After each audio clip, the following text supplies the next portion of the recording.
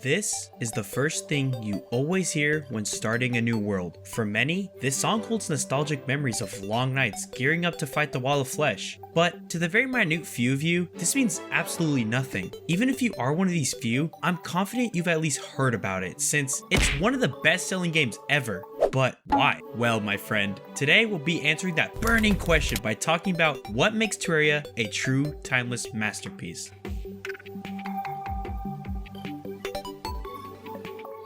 There are a couple things a game needs to be considered timeless: replayability, easy to relearn, and most importantly, be fun. Who would have thought? Of course, these criteria are my opinion, but it's something I always keep in the back of my mind. Usually, it's not apparent when I'm playing is a classic, which makes total sense, because how would I know something is replayable if I haven't even beaten it yet? That would be extremely odd and kind of psychotic if mid-playthrough, I paused, stood up from my desk, and declared that this is the best game known to man.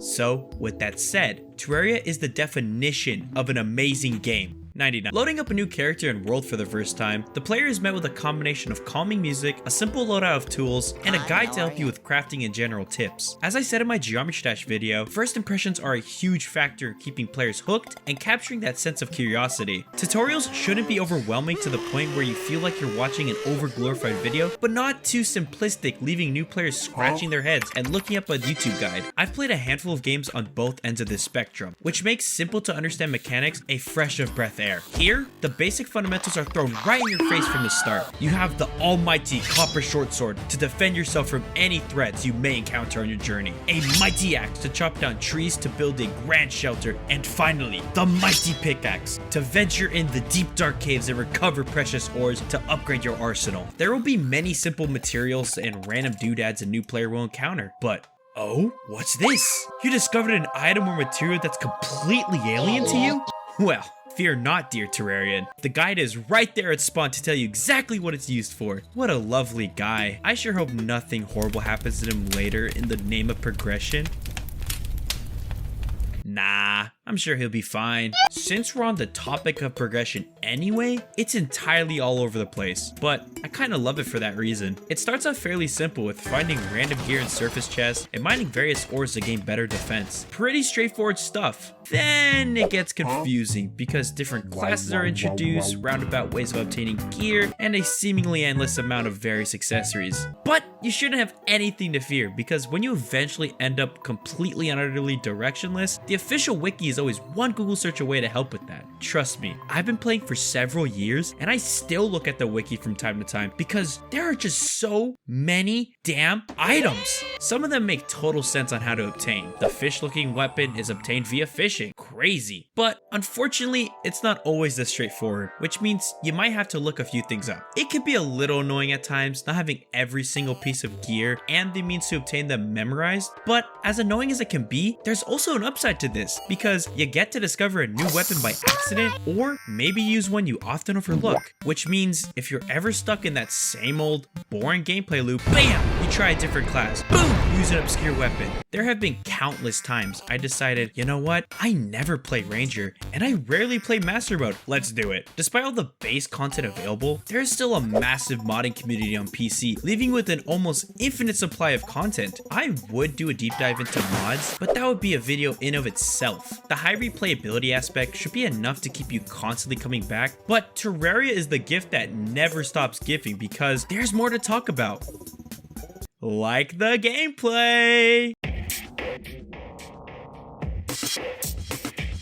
Obviously, if I'm claiming a game or series as timeless, it better be super fun and interesting. Unfortunately, that's not the case here. Sorry about that.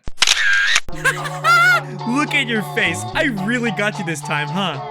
What? I didn't? Whatever, let's move on. Stupid bit anyways. Something I'll often overhear people say is Terraria is just 2D Minecraft, which at a surface level, sure, that's what it is. Punch tree, make crafting table, build shelter, mine for ore, make armor, defeat the Ender Dragon. Wait a minute, I can see why people would initially label it this way, but in actuality, it's much more than some lousy ripoff. One major difference is the amount of items available, with Terraria having almost 5 times that of Minecraft. However, as the old saying goes, quantity over quality. That doesn't apply here because the quantity is quality. I mean, come on, does Minecraft have toilets? Yeah. Didn't think so. While we're on the topic of the massive catalog of items, I absolutely love grinding for them. I can't quite put my finger on exactly why I do. It's just something I've always adored in games. There's this immense sense of joy and relief when I finally obtained that one accessory I worked so hard for just to then throw it out instantly for something better. Alright, jokes aside, it's nice and gives me motivation when I set my mind to something and see it through to the end, even if that something is the rod of Discord. Obviously, the constant grinding can get annoying at times, especially in Terraria where every single item seemingly has a drop rate of 0.00000000001%, and the enemies that drop said items send you to a dark and moist shed without a bed that leaves you messed up in the head. Dang, those were bars. I think I'm gonna become a rapper instead. I also enjoy the fact it's one of those mindless things you do late at night to turn your brain off, listen to some music, and maybe even talk with your friends in a Discord call. On top of all of that, it also provides a stress-relieving amount of calmness. This is the reason why I tend to gravitate towards survival and resource gathering games like Don't Starve or Subnautica. Needless to say, there's more besides the sheer amount of items. The game has a certain level of difficulty to it, which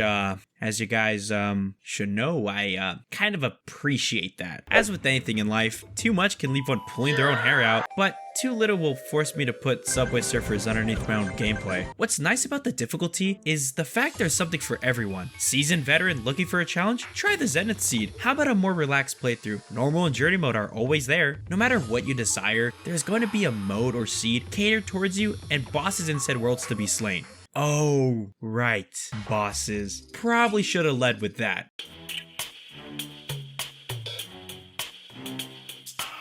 Like Peanut Butter and Jelly, Mario and Luigi, or the Bear and the Lemmings, boss fights in Terraria simply go hand in hand. I really don't think it would be nearly as fun if they weren't a feature, and personally speaking, it's my favorite thing in this game by far. If you take a split second to really stop and think, the gameplay at its core is just constantly getting geared up to fight the next big baddie. This is a big reason I really enjoy the flow of the game, because you're never going to be standing around doing absolutely nothing. You know you're gonna have to face a boss eventually, whether by choice or forcefully. So might as well stay proactive and get better loot. To be honest, I don't know how to transition smoothly, so I'll just say there are a ton of bosses you'll encounter, whether easy or borderline impossible. Some of them are event based only, while others are summoned via peculiar ways. Regardless of how you encounter them, they're all unique and fun fights, which provide certain loot for specific classes, meaning there are a handful of bosses you don't even need to face. For instance, if you're going with a summoner loadout, there would be no need for you to do the Frost Moon event since none of the loot dropped are for your class. This doesn't mean you have to skip over that event, but there's not an incentive to complete it either.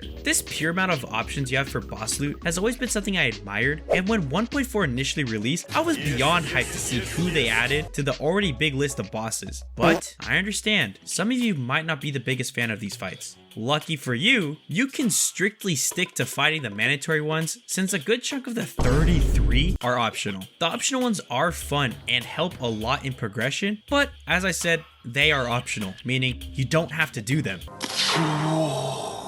I can't even tell you how many times I skipped over the Queen Bee, only to remember later, right, I kinda need the Witch Doctor. What makes bosses so fun are the different ways you can defeat them, the pure intensity, and just how cool they look. I mean, come on, look at them. The one reason that stands out to me is the amount of silly and random strategies you can use for the fights. Yes, there are the 4 main different classes, but you can also do shit like jumping on the Eye Cthulhu with a slime, set up an arena that's just a little too high for the destroyer to absolutely cheese the entire fight, and of course, just straight up having skill and carefully dodging every attack. I usually go with the simpler arena and dodge approach because 1, I'm way too smooth brained to try anything else, and 2, the movement in this game is so fun. It should come to no one's surprise that there's quite a bit of options when it comes to movement, but with over 273 accessories, I sure hope there would be. When it comes to these movement accessories, the most vital one would have to be the wings. No, Not these wings, those wings. They are an absolute must-have in any build, no matter what class you're picking. It's hard to think of any reason why you shouldn't have a pair of wings equipped, besides maybe doing a challenge. With how much utility they offer, by making any boss fight easier, general exploration more tolerable, and who doesn't like flying? Wings are widely useful in most cases, and when paired with any other movement accessory like the Shield of Cthulhu, Terra Spark Boots, or Master Ninja Gear, it makes the whole playthrough a lot more enjoyable. Movement's one of those things we all do when playing, but it seems like we don't give it the attention it deserves. When you have nothing, it's extremely noticeable just how slow and sluggish you get around. It's the small things like this and building I've come to appreciate as I continue to get older and play Terraria, mainly building. Mainly that. Throughout my years spent slaying slimes, beating the Moon Lord, messing around with friends, building was a feature that never really caught my interest. I didn't consider myself good by any means, so I chose to build for function over aesthetic. But recently, something in my brain flipped, because now I spend a majority of my time building and walking around my little village. Just like movement, I never gave it the attention it deserves, but I'm glad I did since it's really fun. Getting to personalize every world I create with different houses, landmarks, and random little quirks is absolutely beautiful. Sure, you can beat the Moon Lord with only placing chests and building NPC prisons, but that strips any life and personality your world could have had. It's simply one of those things that in the moment you don't think about too much, but when you see the credits rolling as you stroll down the streets of the city you built, it fills you with a sense of completion. This realization is the reason I really started to take my time building personalized housing for every NPC, trophy rooms, greenhouses, and anything else I can come up with. We tend to get so wrapped up with rushing to beat the game, but in doing so, we miss out on tons of fun and silly moments. If you're someone who normally brushes over building, why not give it a go and see if you like it? The worst that can happen is you end up not liking it, but at least you can say you actually did it. The main thing I want you to get from all of this is there's a lot of random and small side things you can do in Terraria that gives it such a distinct personality. Most other games can't say they have golfing,